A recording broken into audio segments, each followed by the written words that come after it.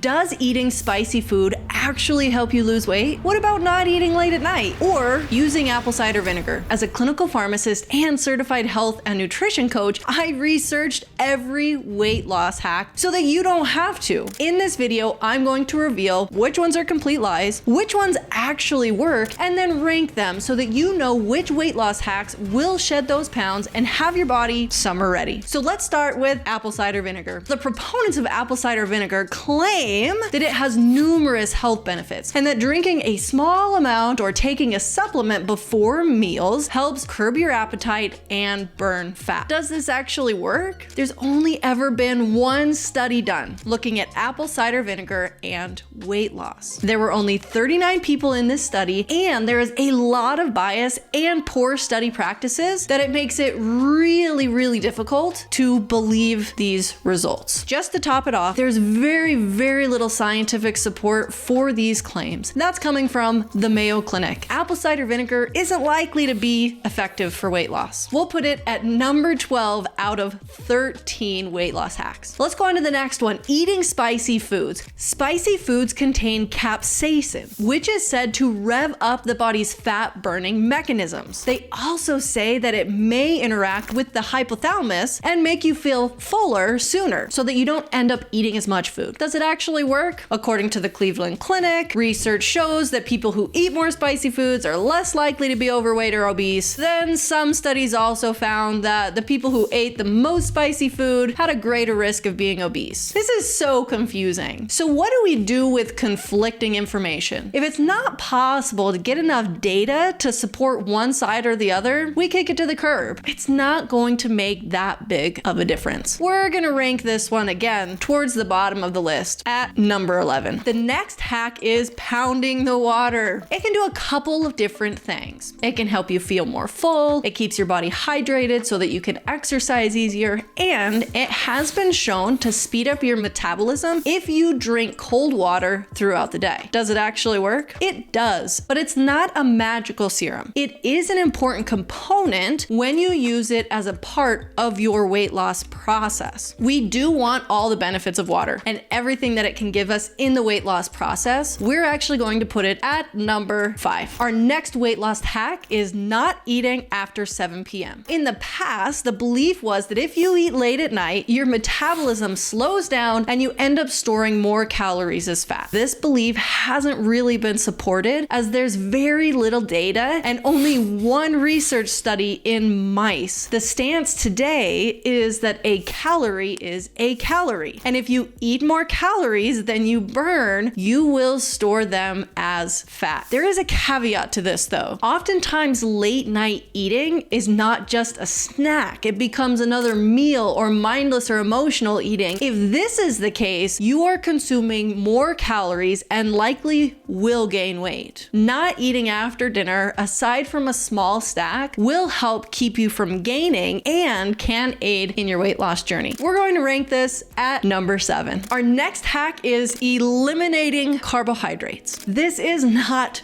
true. Carbohydrates are our body's number one source of energy, and we need them to function properly. The true problem is that the typical American diet consists of an astronomical amount of carbohydrates, which contains a lot of empty calories. If you reduce your carbohydrates significantly, you are significantly reducing calories, and this can certainly result in weight loss. Eliminating carbs can put you into ketosis though, which is not healthy long term. I'm going to change this from eliminating carbs to reducing carbohydrates and choosing complex carbohydrates. And we're going to actually put this as number 2 on the list because this can play a huge role in your weight loss journey. The next hack is increasing protein. Number 1, it keeps you full while eating fewer calories. Number 2, it decreases your cravings. And number 3, you actually burn